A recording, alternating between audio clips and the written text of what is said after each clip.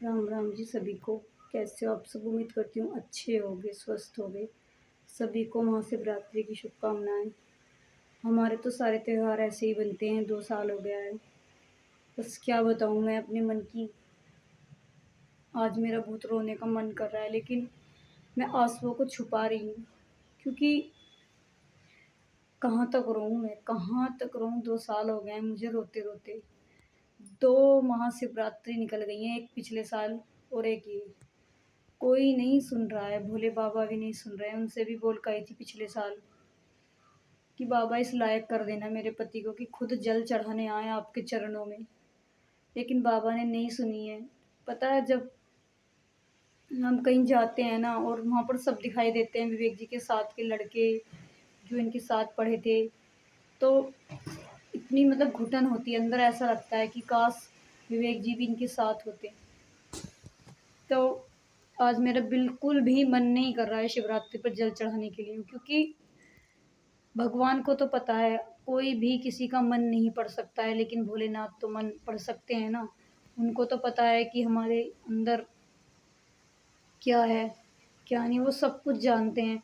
उनको ये पता है कि मेरे अंदर मेरे पति के प्रति कितना प्रेम भरा हुआ है, कितनी मैं अंदर से दुखी हूँ, कितनी मैं टूटी हुई हूँ।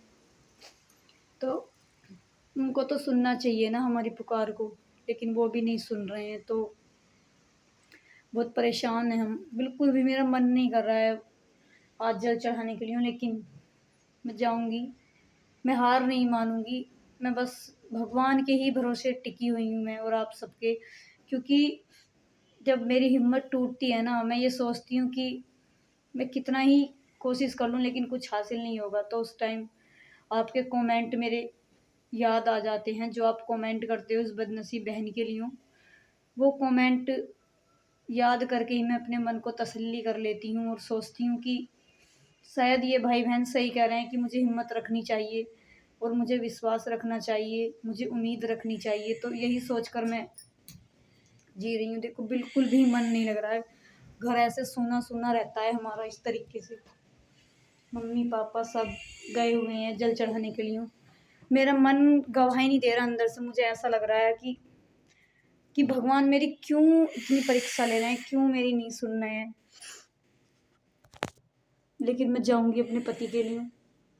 ये देखा इस कंडीशन में है, सोए हुए हैं अब तो।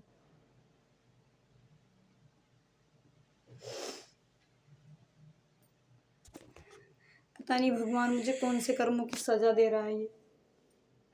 आज सब मंदिर पर होंगे, हमारे सब गांव के सब, आस पड़ोस गांव के भी, और मेरे पति इस तरीके से बेड पर हैं।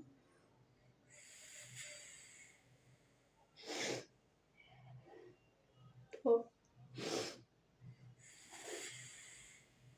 आप ही जान सकते हो कि मैं कितनी दुखी हूँ, मैं कितनी अंदर से टूटी हुई हूँ। क्योंकि ये भगवान का ही आसरा है हम लोगों को, कि हम सोचते हैं कि भगवान जरूर ठीक करेंगे एक दिन, लेकिन वो भी हमारी नहीं सुन रहे हैं।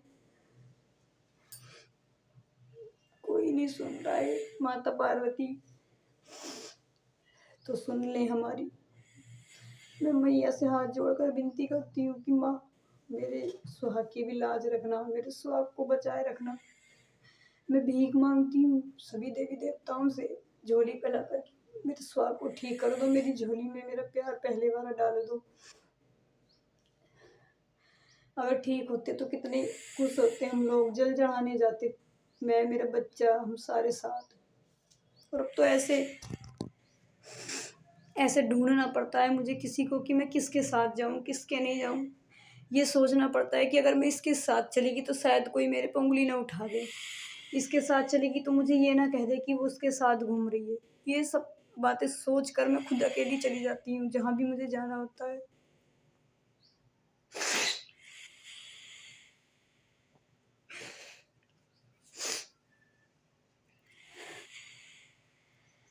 लेकिन भगवान को तरस नहीं आ रहा है ना। वो हमारी परीक्षा लेते लेते नहीं थक रहे हैं। पता नहीं कितनी परीक्षा लेंगे वो हम लोगों की। सब कुछ सूना सूना लगता है। मैं आज रोना नहीं चाह रही हूँ, क्योंकि आज माता पार्वती का दिन है तो मैं रोना नहीं चाहती हूँ।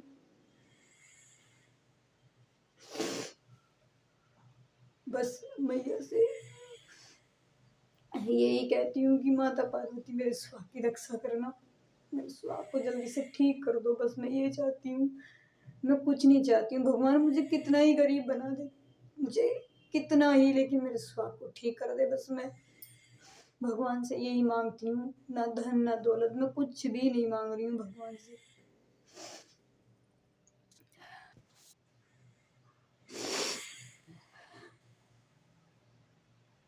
मुझे ये सोच कर रोना आ रहा है कि क्यों नहीं सुन रहे हैं हमारी भगवान। आखिर हमने ऐसा क्या बुरा किया है किसी का जो हम लोगों की नहीं सुन रहे।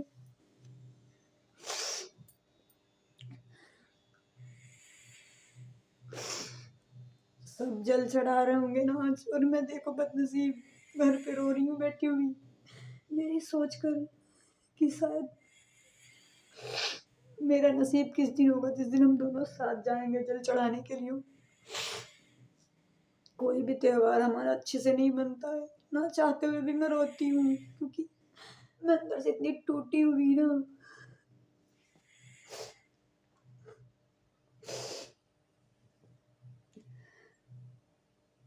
हम लोगों ने क्या बिगाड़ा है किसी का जो हम लोगों को इतना दर्द दे रहा है भगवान।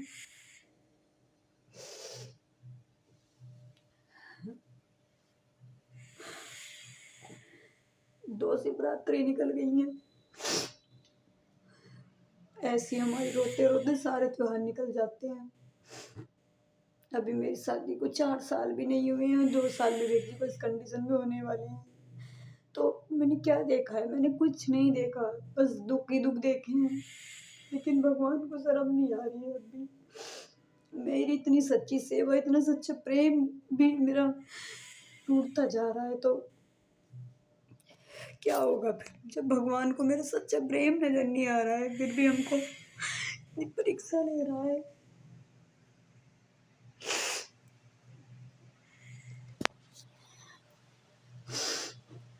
सभी भाई बहनों को मेरी और विवेक जी की तरफ से शिवरात्रि की शुभकामनाएं। भोले बाबा सबके घर खुशियां लाए रखे, और ऐसा दिन किसी के घर न लाए जैसा हमारे घर आ रखा है ये।